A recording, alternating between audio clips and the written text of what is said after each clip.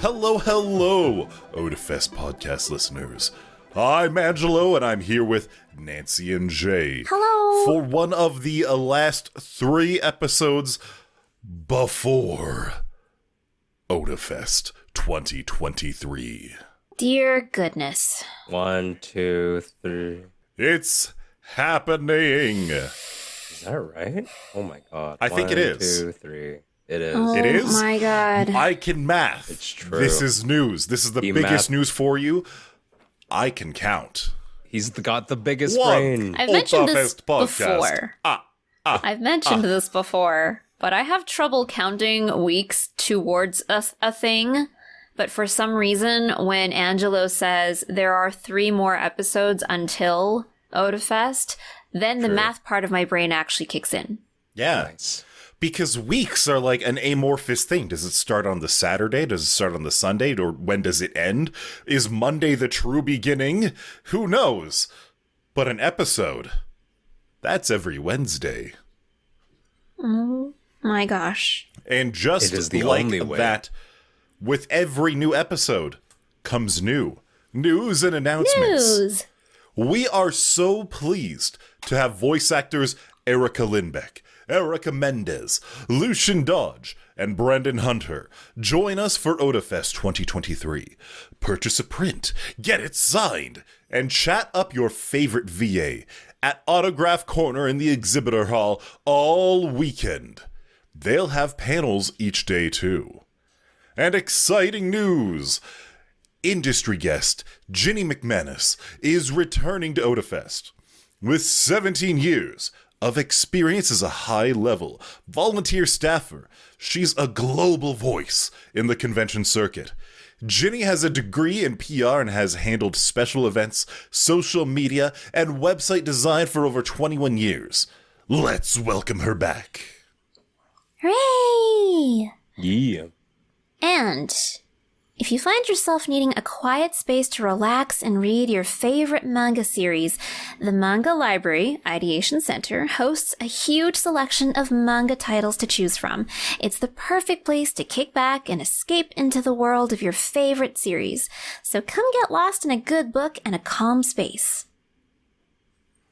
And finally, the Otafest Arcade hosts different gaming events and spaces throughout the festival.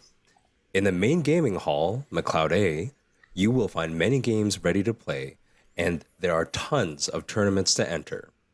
We have the open arcade featuring casual gaming, the community lounge where you can chat with local streaming community members, and our mobile corner where you can play the latest mobile and digital card games. Play, compete, and win prizes at Otafest Arcade. And of course, you can find your tickets at otafest.com. Oh, it's so soon. It's happening so soon. My body is not ready yet, even though I just went to Comic Expo yesterday. Yes, I met a lot of cosplayers. Thank you for all the folks that made it out to Calgary Expo and came to our booth and said hello. While we met a lot of new people, we also met a lot of returning attendees who have made Otafest part of their con schedule for the year, and we super appreciate them. So many of you expressed the con crunch is real for you too. Ah, yeah. Oh, yeah. And while I saw some really sweet cosplays, you were like, I still have my Otafest cosplay I have to make. And that's only in 3 weeks. And I'm like, I know. Pro Three tip, I'm not ready. cosplayers. Weeks. Here's a pro tip for all you cosplayers out there. You are allowed to wear the same cosplay twice. Also true. Yeah. But the best part was they were like, I'm not ready. And I'm like, we're not ready. Don't say It's that. okay. I mean, that's why we have 3 We're more 3 weeks. weeks away. If we held Otafest tomorrow, it would be an incomplete Otafest. I don't want to We are say it both- would be a disaster, but I feel like no one would be there since we told them it would be 3 weeks from now instead of tomorrow. Also true. Yeah, seriously. You guys missed Otafest. I don't know what happened.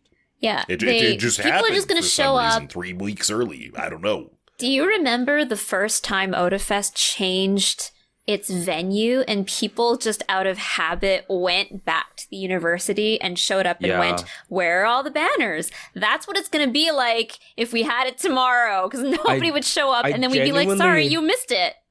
I genuinely wonder, because this was also like, I wonder how many people we scared. Like, just like Otafest isn't happening. Like they didn't get any update. They did, like, not just like didn't pay attention to social media or like word of mouth or advertising about like the change of venue. But I wonder genuinely how many people they were like, oh, it's just not gonna happen. Like that kind of thing. I'd be like, no, we are happening. Just can't come downtown. remember. Were the Otafest forums still active back then? No.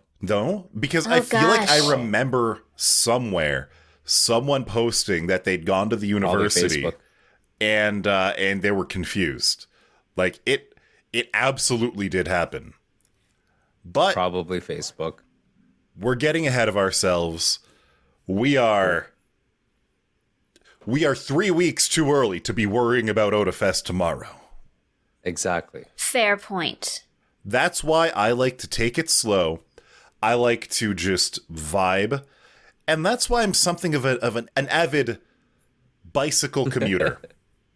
I've really enjoyed biking and pedaling a lot lately, to the point where last Friday I was biking home from work and my bike was making this odd sound. And I looked down and I moved the pedal one way, and the chainring, the front gear, was moving a different direction, and I'm just thinking, that's not supposed to happen. And that's when the car hit you. Just about. But that's when you got isekai'd. I don't want to get isekai'd yet. It has to wait 3 weeks until I'm at Otafest. And so I took my bike home. I looked at it. I tightened some bolts, and one bolt was missing. Oh. And I was just looking at that, and I'm thinking, probably fine. And that's the kind of attitude you have to have when you take it slow. That's the kind of idea that you need. That's the kind of mood you need to live your life in.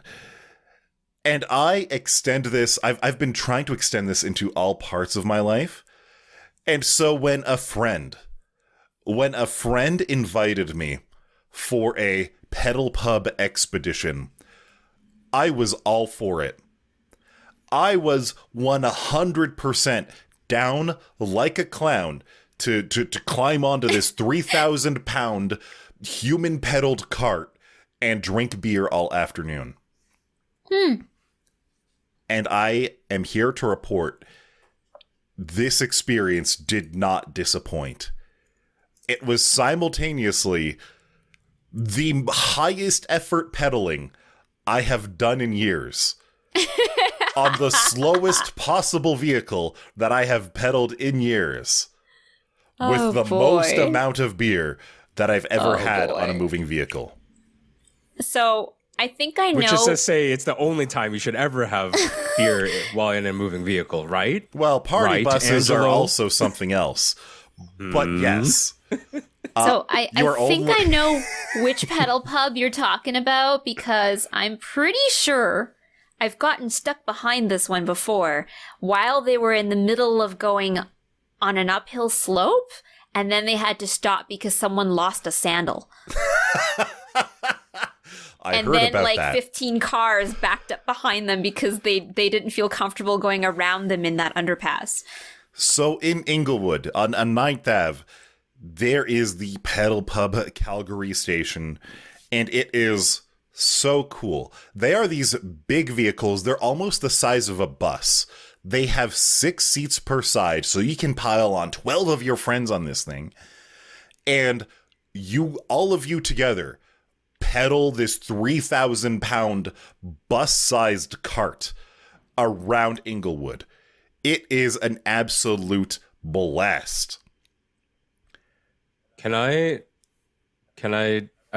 to burst your bubble for a moment. It doesn't matter how hard you pedal. I wanted to get there. I wanted to get there because I know. I know. I, not only being an I'm just avid gonna put it out cyclist, there. I'm also a connoisseur of e-bikes, Uh-huh. and especially homebrewed e-bikes. And I looked As under we've- their unit, and I saw we've exactly discussed. how it works. Yes. They have I'm gonna I have let's just put it this way, very simply. Would you really trust a group of 8 to 10 drunk people to pedal your way anywhere? I sure as hell would not. So here's the thing. We actually did pedal the majority of the time. The vast majority of the time, it was all human-powered pedaling, and you could tell when they engaged the electric motor, because suddenly all your pedaling would be, instead of like putting all of your body weight into these pedals, into the cranks, your feet were just spinning suddenly. They would basically only do this through intersections or a particularly large hill. Kind of like what Nancy was talking about. But even with the electric motor engaged, it is not a fast vehicle. It is still a very slow vehicle. But it was honestly, so cool. Like, the reason why the pedaling thing is like not necessarily mandatory is because some people will not pedal, and sometimes you just need to get out of the way of traffic or get through the intersection without stopping or unexpectedly. So it makes sense. Like it's as much as of a safety measure as it is for convenience at times. But as long as you had fun, because it looks fun. It is probably not fun for, again, people who are stuck in the traffic behind them. We had people partying in their cars behind us. Wow. Some people, It was an it blasts event. a lot of music. We had and then people there's always, honking at us, like cheering. They were coming from the opposite direction. They would honk at us. Yeah. We had people on the sidewalks, like cheering. It was like, hell yeah, let's go. Yeah. It was it's a frequent party on wheels. generator, a frequent generator of woos Yes. in the neighborhood. It was All those great. We people were going, blasting "Woo." Spice Girls music. We had some NSYNC going on. It was a real experience, and I loved it. The one thing, though, like I said, it was the most intense pedaling that I have done in years. Jay, Wow. you say, oh, the pedaling doesn't matter. It does. doesn't matter. They do make you push this vehicle the majority of the time. Here's the thing. They make you do it. You say they make you do it. If everyone refused, they would still have to engage the motor and make you go through. And they would still drive you around. They would not. That's the actual truth. They No, would because not. otherwise they can't just they wouldn't be able to stay in the middle of the road. They can't would pull force you to over. pedal. I have Angelo. I live in the middle of downtown. I have seen plenty of times where people aren't pedaling and the vehicle moves. Now, what surprised me, the intense pedaling effort we were putting in. This was not a fast vehicle. I have pushed my single bicycle into the 40-kilometer-an-hour range, pedaling my heart out. Wow. And for the amount of pedaling we were doing, we were going between 4 to 5 kilometers an hour. Apparently, the top speed of that thing is like 7. Whoa. It is Angela, a slow beast. I'm going to give you the COVID stay-at-home version. Buy a pedal bike, a stationary bike at home. Strap on the VR goggles. Set yourself to Google Maps. And have some beers. Now, here's the other thing. I drank as much as I would normally have on a normal drinking night, right? I don't feel like I drank more than I usually would, but it's a 2-hour tour. So You say I drank as much as I normally would in like a 6 or 7 hour night of enjoying over the course of 2 hours. I see. It was a lot. My I question bet. would be actually for the experience, do you pay a base price and then you pay for additional alcohol, or do you just pay a base price and it is almost like all you can drink alcohol? Or like what is their actual business model? The person who organized the event did all of the payment, but it is a base price for the tour plus a certain amount for a certain number of drinks. I think we took the 28 drink package, and we did not get through all of them. We had 8 people on the bike. We did not get through all the drinks. Despite my trying as hard as I possibly could. At one point, after we visited the last bar, a barcade in Inglewood, it was really great. I shotgunned 2 beers before we even started pedaling again. Jesus, Angelo! It was amazing. How's your liver doing? I'm telling you, this is exactly why the pedaling isn't actually a requirement. I do not trust 10 drunk people to get me through an intersection. Oh, yeah. Fair. Oh, yeah. Fair. Like, on one hand, part of me was like, oh, the more I drink, the easier it is to pedal. But I was also sitting directly above the electric motor, and I could hear it. When it would turn on, I could hear the whir. So I do know exactly when we were being assisted and when we weren't. I don't doubt that they like I'm saying what I mean to say is like the pedaling works, but the electric motor exists for a reason, and that reason is it's incredibly unreliable to ask people to pedal while intoxicated. On top especially of that, they get increasingly. They do need to move these bikes without having 8 people on hand to pedal them every now and then. Also true. They have to get there somehow. Also true. Yeah. But still, it was so much fun. I'm glad to hear you had a fun time. It was so much fun. I would never do one, but I see them enough, and they honestly, like people, I've never seen someone have a bad time unless they... Is there a harness? Can you fall out of the seat? You totally can. Can you... Oh, no. Oh, yeah. Oh. That sounds bad. As far as the seats go, they were very well padded bike seats. So I'm sure. If you think you would fall off of a bike seat, you would absolutely fall off of this too. So there were certain times where you would be going around a corner where I would be holding on to like the bar just to make sure that that I wouldn't fall off. And there were also times where we did have to like start pedaling from a dead stop, where I'd be holding onto the bar, lifting myself off the bike seat, and putting my full body weight into the pedal. Yeah. Hey, so I have a question. Is this the kind of pedaling where if you stop pedaling, your pedals keep rotating, or no? No. So they weren't fixed to gear. Yeah, okay. It's not a yeah. Good. That would just cause even more problems. Oh yeah. No. That would probably break ankles. Especially when the electric motor engages. Mm-hmm. True. Mm-hmm. But it was a great time. It was so good. And we stopped at a barcade. I played Time Crisis 3 for the first time since high school. Oh my god, I missed that game. It was so fun. It was so good. It was, like I said, it's been like 20 years since I've played Time Crisis 3. And I was reliving my teenage years, if you will.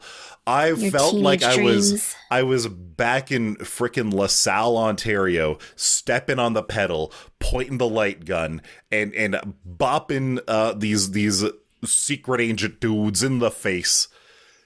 Except this time I had a beer in one hand, a pretzel in the other, and I was trying not to use the greasy pretzel hand for the light gun between reloading. Oh my god. I remember that exact struggle. It was wonderful. It's everything I could have wanted it to be. I remember it. I'm glad you had a good time.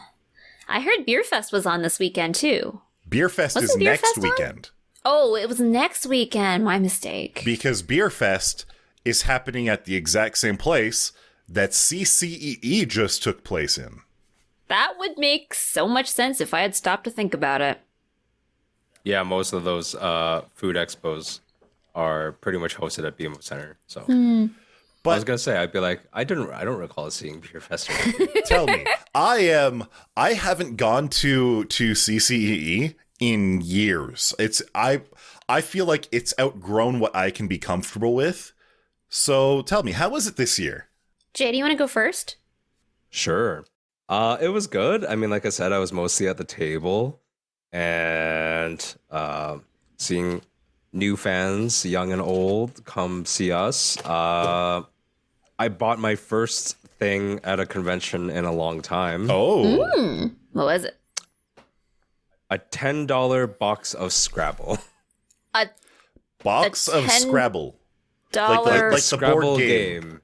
What? Board game Scrabble. All right. It was $10. That seems like a It reasonable deal. It is used, but it's like, so there's 3 versions of Scrabble. Okay. Are you sure about that? No, not versions isn't the right word. Editions of Scrabble. There's like basic Scrabble, which is like you have the board and you unfold it, and you have the little, all the bits and pieces, which is words and letters rather, and a little wooden carrier. And then there's a middle version, which is like still like a deluxe version where the play, like you don't have to put out the play mat, and like it's actually almost like a little platform that can rotate so that everyone can, like, on their turn, they can see. It's like on a little turntable kind of thing, and they can see the words from their orientation at the table. And it also has little raised grooves for each square so that the pieces stay in place. Mm-hmm. And then the third one is like made of actual wood and heavy and very deluxe.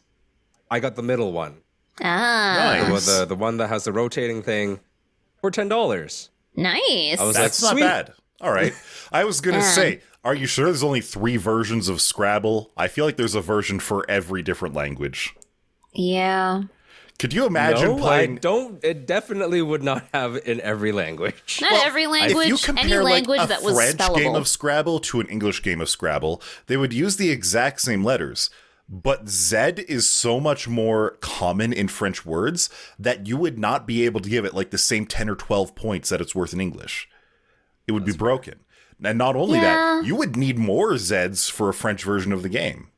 No, yeah, that's totally true. Do the accent letters, like, do Or, they like, also have tiles for those? Anything that has like a apostrophe, because in English apostrophes are only for contractions, but you have words like je t'aime or like je m'appelle, and that's not really short for anything as far as I'm aware. Yes, it is. It's its own word. Well, Oh, what is je for? me. Je I. is me.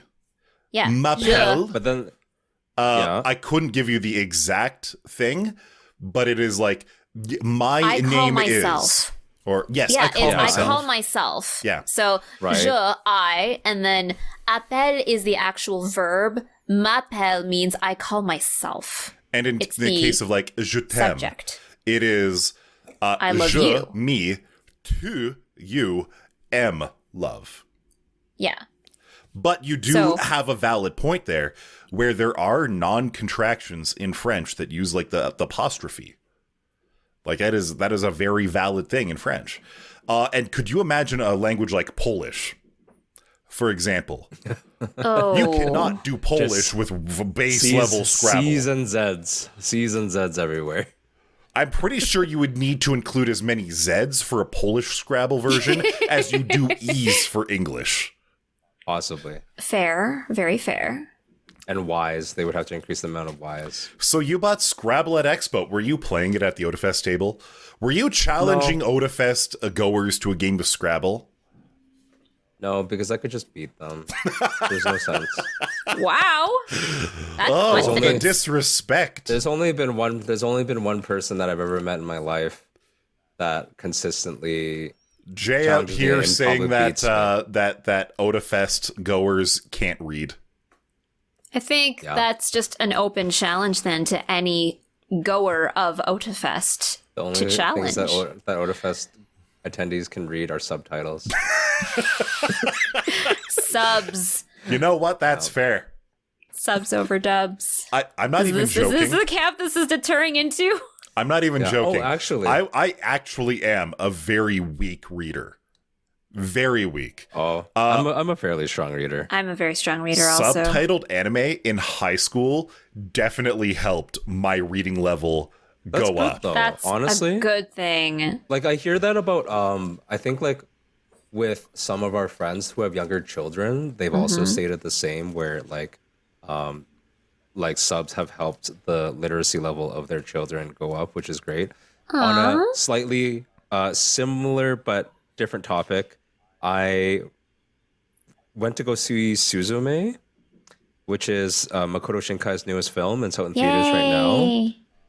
For anyone who doesn't know what any of that of what I just said, Makoto Shinkai is an anime filmmaker who makes standalone films such as Your Name, 5 centimeters with 5 centimeters per second, Oh, that and was him Weathering too? with You.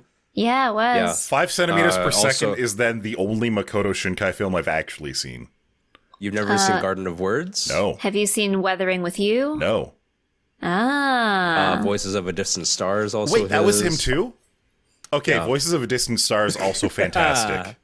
So I've Okay. seen two But then. I would say the movie actually wasn't that good, but the manga was really good. Was it? For I Voices of a still I love like Shinkai both. films. So Yeah. when it comes to Voices of a Distant Star, most of my memories are from an ELO anime music video set to it.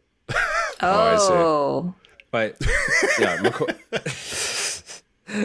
Makoto Shinkai films are. I like his films from an artistic standpoint. I don't always love his storylines. They're probably the weaker part of his movies, unfortunately, in my opinion.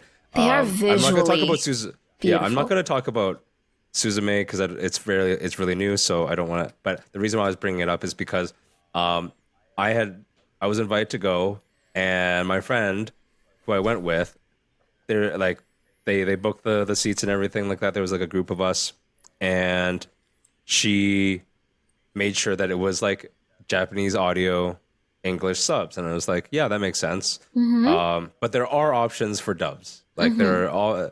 And I had another friend who just went alone entirely, and he told me that he could only find it in dubs, and I was like, that doesn't make any sense to me.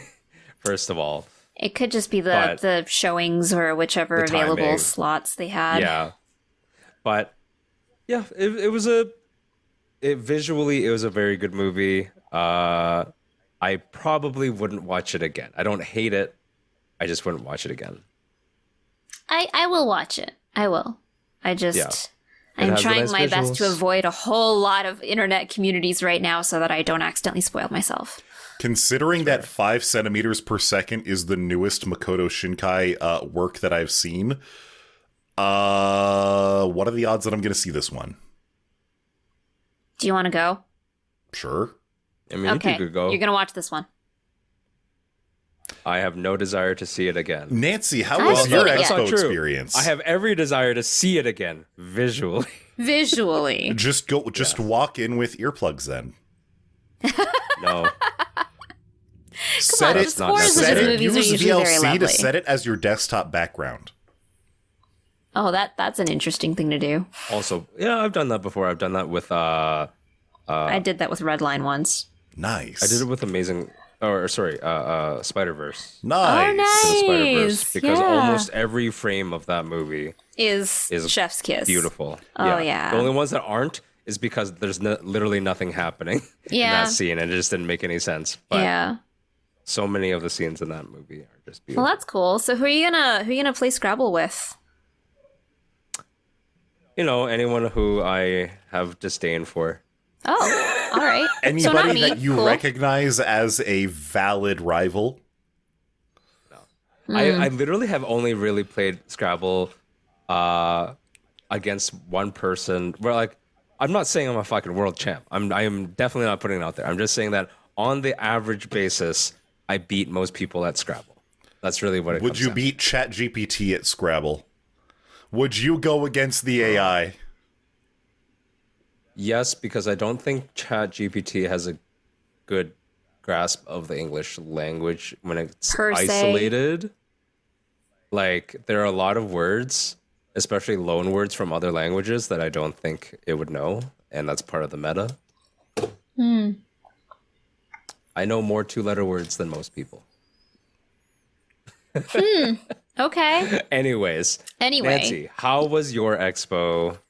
Okay, so Expo was really You know, it was a lot more overwhelming than I thought it would be. Expo is usually my ramp up to convention season. It's my I'm getting ready for Otafest type ramp up. And like, Right.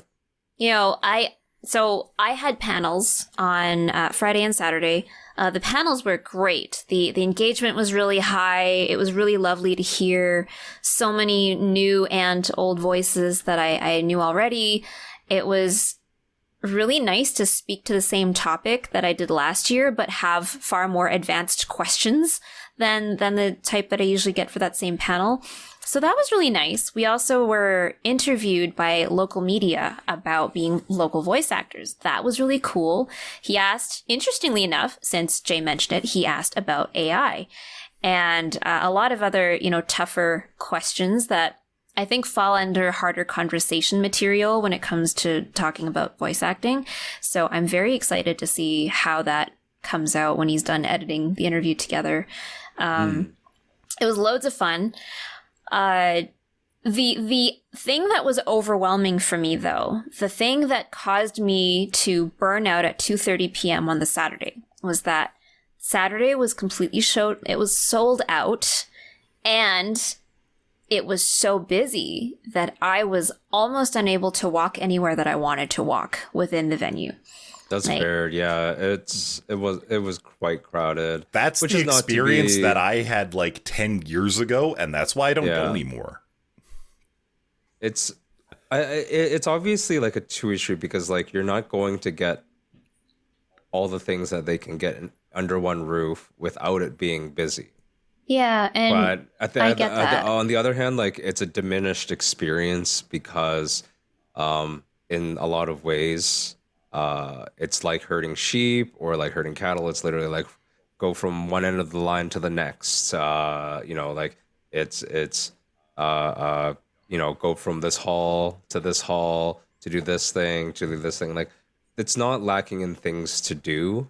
It's lacking in, I would say, appreciable time to do things. So Friday was actually the ideal day to walk through Vendors Hall because you were able to stop to look at something without literally blocking the entire hallway. There were times where it felt like you couldn't stop to look at something on Saturday, even if you saw something you wanted to, and if you were close to the edge where you should be able to stop, it just felt like you couldn't. So on Friday, I came away with a brand new collection item Totoro to add to my lovely little collection.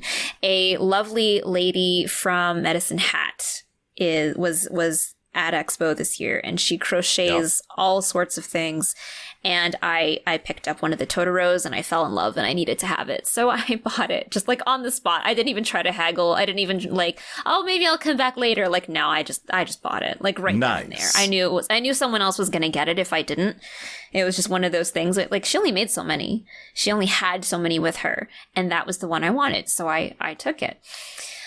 So that was my thing that I loved that I bought this year. And it will be the thing that I keep with me for a very long time, I think. I love that. That's wonderful.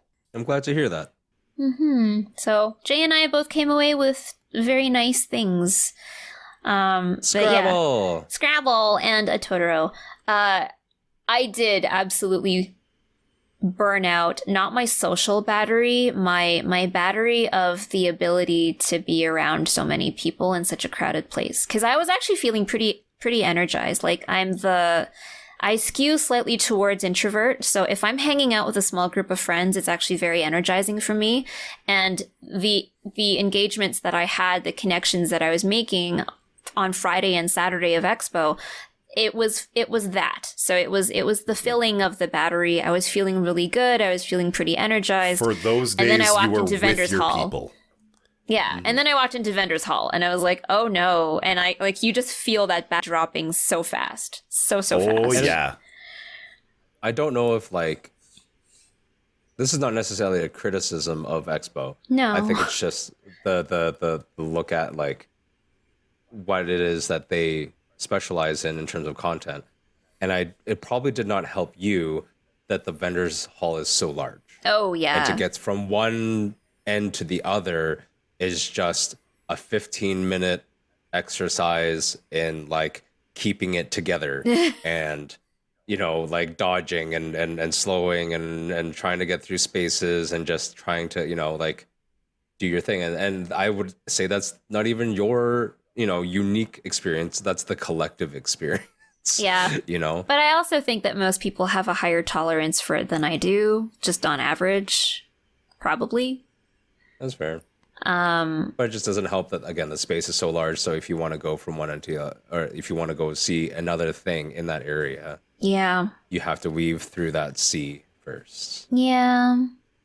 I did happily happen to catch Jonathan Frakes and Todd Stashwick when they were on the stage having a bit of fun banter. So that was really nice. But that happened like on Friday. That didn't happen on Saturday. That was like my little Friday highlight as I was wandering through. Because of where our booth was situated, yeah, which is in front of like the guests the stage area. Yeah. It was kind of nice, kind of inadvertently heard like Andy Serkis do his thing, lots of Gollum voices for the people. Oh my gosh. Miles Morales' voice actor. Ah, so cool.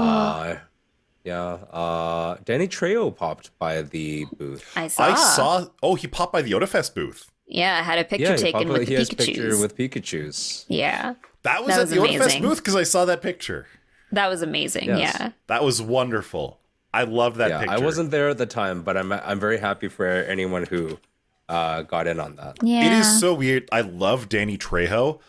The only movie I've seen him in was Spy Kids. I have to be that person and say that that's exactly I auto-filled your sentence in my head as you were saying it as Spy Kids, and then I also realized that it's pretty much the same for me. Like I know I've seen him in some other stuff. For whatever reason, he's very memorable in Spy Kids, actually, because he's like the helpful uncle. He's fantastic. He's perfect. Yeah. And I mean, movie itself, honestly, Spy Kids, we should watch it together again sometime. I We can watch it. I forever. haven't watched it in a long time, so. There's something about it that, like, I'm sure it's very good for nostalgia. Okay. I don't know what it was about that period of time in movies, but for kids' movies, there was Spy Kids, there was Shark Boy and Lava Girl, and there was Secret Agent Cody Banks, all in like a 3-year period that were so similar. Mm-hmm. That was the Hollywood trend for a bit. It was. I don't think I need to rewatch Spy Kids 2. I think I just need Spy Kids 1, the first one. Are you sure? with Because that. I think it's Spy Kids 2 that Danny Trejo's in. I'm not sure if he's in the first one. No, I think he's in the first one. Was he? Okay. Oh boy. I think he's in both. This could make The second one wasn't terrible, but the first one is like nostalgia central. This could make for a really interesting whiplash night if we watched like Spy Kids and then did our anime review on the same day. Oh god. That's right. We still have to get that done. Yes, we do. Gosh. Yes, we do. mean, Lots of stuff. So much stuff. We already It's know fine, at least yeah. one banger. It's fine. No, I can guarantee, like, Edo My Elf, you guys are going to like that one too. Okay. I Good. trust you. It's But speaking- wonderful. Speaking of other bangers, Jay and I have been playing Honkai Star Rail. Honkers. Honkers. How Honky is it? Star Rail. Honker, stonkers, ronkers. I refuse. I refuse to get engaged in more than one gacha at a time. What's your current gacha? So, Nikkei. yeah, The butt gacha. Right. Yes. I see. All right. So as anyone knows, I don't play gachas, actually. I just got into this because I saw a friend playing it on Twitch, and I was like, sure, I can play it. The reason why I wanted to play it was actually because it uses turn-based combat. Yeah. Okay. And I was just like, I haven't played a turn-based combat game in a little bit, even though I have like Final Fantasy 9 on the docket for me waiting. It scratches the same itch that Final Fantasy X scratches because it's turn-based, Interesting. but you get to actually affect turn order with some of the abilities. Yes. You can do interrupts with your ultimates and Yeah. everything like that, which I actually really like. I will say it is not the most in-depth battle system, which is like maybe both good and bad. Like maybe I don't want that complicated. Here's the but thing maybe about I that, sort of Jay. do. Right now, because the game is new, the battle system isn't going to be in depth on purpose. As they True. add new It's characters and new It'll abilities evolve. through those characters, it will evolve. Yeah. Like, Yeah. I played And I- Fate Grand Order, a really old gacha by this point, By and current the standards. first, like, 2 years of the game were very basic. okay. They were Yeah. really, really basic. And then there was a specific event. Oh my god, what was it? The Ibaraki Mount Rashomon event, where it was like a server-wide or like a region-wide raid against this character with 10 billion health. Oh, that's wild. Oh. And you had to survive 15 turns against this character. They would kill you, but you had to survive that many turns against them. And so that was like the first event in the history of the game where just press red button no longer cut it. You had to really start looking at all the different character skills, ultimates, Right. what they had together, and it wasn't anymore, oh, gold character, rare character, powerful character, hit them. You had to start looking at the base characters, the common characters that had unique skills that would be really helpful in this situation. And that's where I found the most satisfaction with a turn-based game ever. Where Sounds like instead you're more just- of an endgame person. Yeah. Nancy, how have you found it so far? Okay, so it was really interesting for me because I do play Genshin, and then starting Star Rail up, the first immediate thing that I had a reaction to was the launcher. The launcher also requires you to click it like 3 times before it ever actually loads the game. That was I know. True. that was already like a lowered impression for me. I was just like, I really wish they had gotten rid of that, because that's something I didn't like about Genshin. You start the game by clicking on the icon, and then you still need to click on the launcher, and then to open the game, and then the game opens, and then you need to click on it and so you that have it to hit loads A the to game, click. and then it loads the game, and updates the game. and then you need to click on it again for it to actually drop you in the game. And it's just it was just it's unnecessary. such a, for it sure. is unnecessary, and like it just makes the game so unwelcoming. You're just like, why do I have to click on it 4 times? Same problem. Yeah, and I don't know if that's just like, maybe that's just Nancy having unrealistic standards, and this is just an No. industry standard, and I should just live with it. Bullshit. But Fuck that noise. I honestly believe we should need to click like 4 times in launchers to get into the game. First off, I have the same Second problem of with Nikkei. all, It is, you click the desktop icon, it gives you the launcher. You Okay. press launch on the launcher, it opens up the main game. The game then it has you log in if you've logged in anywhere else. So if you have a cell phone and then your PC, it's like, oh, you need to log back in. So you log back in, and then it's like, oh, you need to choose your server. And I'm like, I already logged in. Why don't you just remember what server I'm on? But you press NA. And then finally, it loads everything. And instead of throwing you into the game, it says touch to start. yes, So, I the mean, like, click come to on. start is always just Come on. extra Like unnecessary. the first click from the desktop, obviously we need to do that. The click from the desktop icon in the launcher, why do I need the launcher? Just launch the game. I don't care about your news. You show me the news in game. Yeah. But I'll Stupid forgive that red one icons. because a lot of different games have launchers now. I'll forgive the launcher. Everything after I hit launch on the game, it should update. Update on its own. Honestly, I have the launcher. Why doesn't the launcher update it to begin with? But whatever. It should log me in. It should remember my login. It should update the game. It should remember what server I'm part of. It should not ask me to touch the screen or the game to bring me to the main screen of the game. Just bring me there. It's not hard. Yeah. So anyway, I was really hoping they would break that cycle. They did not. In Genshin, you can jump, and for some reason the Star Rail character movement just felt a lot slower and clunkier, and there's no jumping. So now my ADHD self needs something else to hit constantly when I'm standing still and not doing things. It's kind of weird that I do that. The actual combat itself, though, is quite fun. It's not complicated, like Jay said. Like, it's fun. It's turn-based. You can do certain things to interact with creature weaknesses and vulnerabilities to break their shields, and then you can start doing proper damage. Because if their shield is up, you do like much less.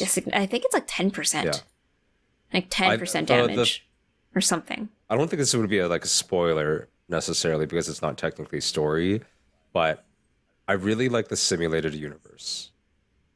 Have you done any of that?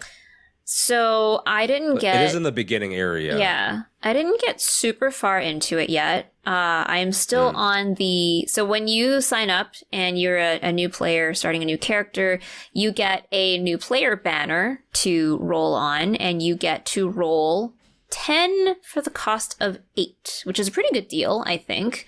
I haven't finished my first 50 rolls on that banner yet. I haven't done any rolls at all yet. But like... I have 7 characters total unlocked, I think. I really enjoyed Kafka as like the first character you get. She just sets a tone to the game that I just love, and I think I've seen constantly that character. chasing for it. She has an ultimate where she takes out guns and spins with them, right? Yeah, and then she does her like boom, and it's so good. But I've been chasing after that same feeling ever since. Every time I get a new character, I'm like, do you have a great alt that I will love watching the animation for every time? No. All right, next one.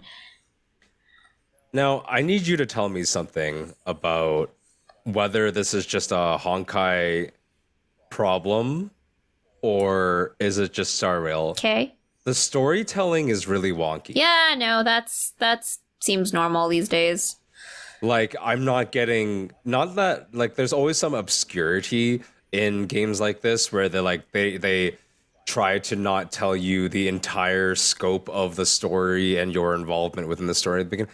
I understand that. I've played JRPGs. They're always like that. Yeah. But in Star Rail, I felt like it's a little bit skewed to like you don't get to know. And we're not going to explain it very well in any way. You're going to need to really start playing. And for me, that kind of does suck because a game like this, I always expect like a good amount of like storytelling, a good amount of like character development, even slightly early on. So I was a little bit off put by that, unfortunately. Yeah, I feel the same way. I feel like MC is not proving to be an important part of the story. I feel like your main character is just being thrown in a situation. She's a host. And she's just like a robot. Are you finding that all of her conversation choices are very awkward? They're awkward or like almost try too hard to be funny, kind of. I don't know how to describe it other than it is contrived. It does feel that way. And I'm not sure exactly what it is that's causing this. Maybe it's because even though you select... okay, so in Genshin, if you select a conversation choice, whichever one it is, the conversation immediately moves on. But in Star Rail, you select it, and then you have to watch your MC silently gesture as if they were talking, but they're not, for like a second or two, and then the conversation moves on. I find that very distracting. I'm going to go ahead and say as well, I don't understand why everyone else has voice acting, but not you don't. MC, I know. If there was MC voice acting, it would make sense that she has to spend a second or two gesturing. But because she doesn't,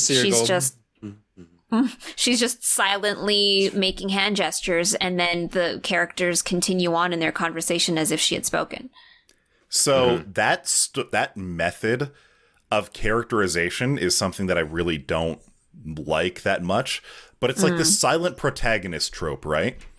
Where they don't want to give as many features to the main character as they can because they want the main character to be a pair of pants for the player to wear. A self-insert. Yeah, it's a Mary Sue. Yeah. Like, I don't know when exactly this started, but in Half-Life 2, or Half-Life in general, Gordon Freeman is explicitly designed that way, as basically a complete blank slate, an emotionless, personality-less thing that the player can really become and immerse themselves as. Yeah. Like, the only reason we know what Gordon Freeman looks like is because he was on the box art, right? Mm-hmm. And a lot of games do that. Like, for the most part, Genshin does that. The main character doesn't have too much of their own personality, but there is still a little bit there. And I guess the same thing is happening in Honkai.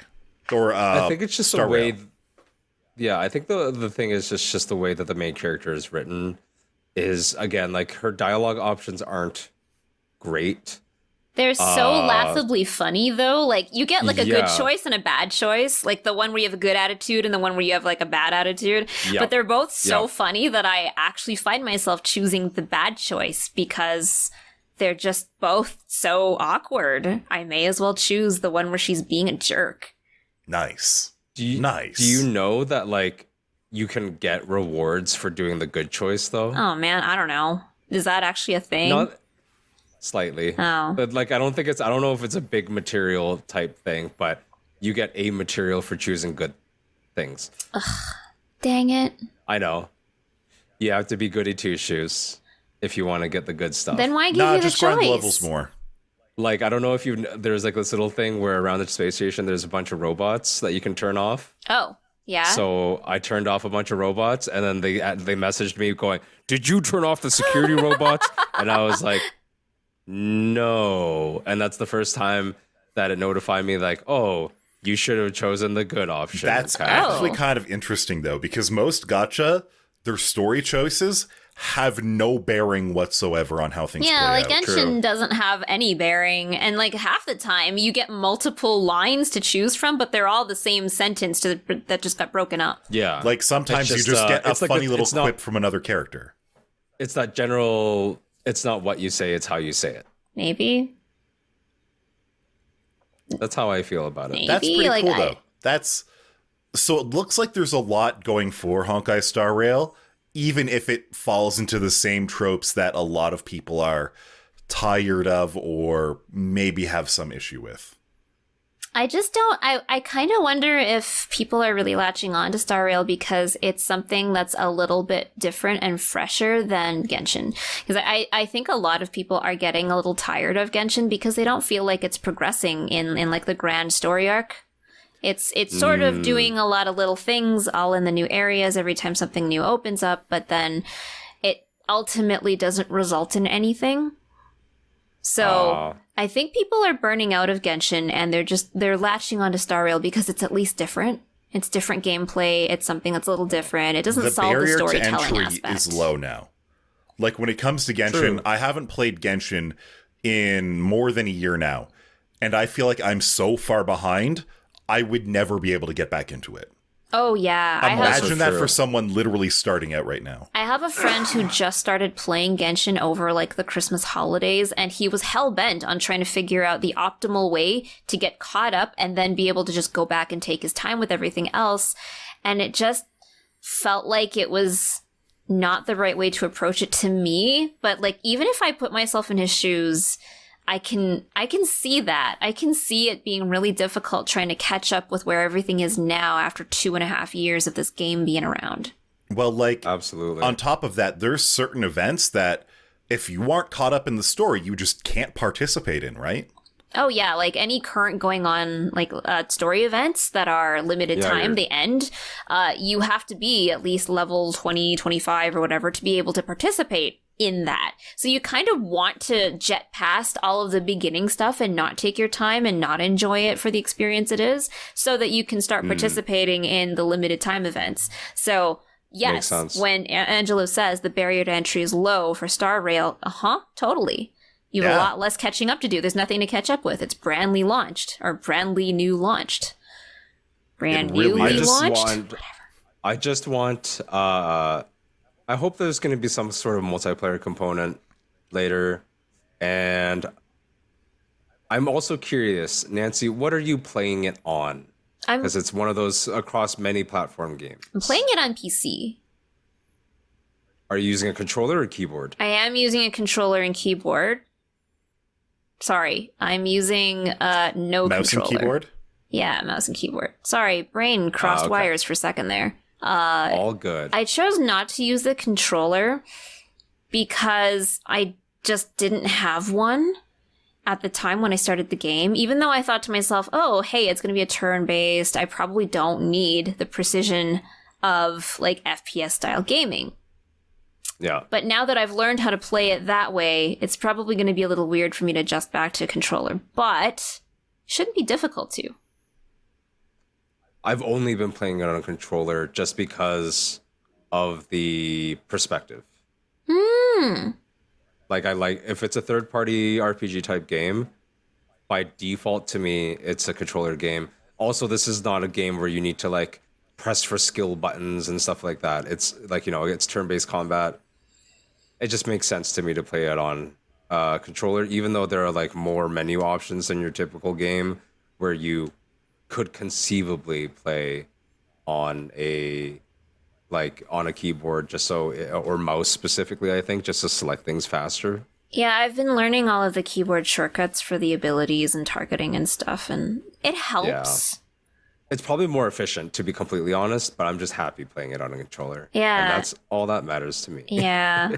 And to be fair... Happiness is what matters. Yeah, exactly. But I have a question to you, dear viewer. Do you listen to the podcast on a mouse and keyboard, or do you listen to it on a controller? You could listen to it on a controller, technically. Technically? PlayStation 4 has an audio out. Exactly. Oh boy. All right. So that concludes the third last episode before Otafest. Thank you for listening. Bye. Catch you next time!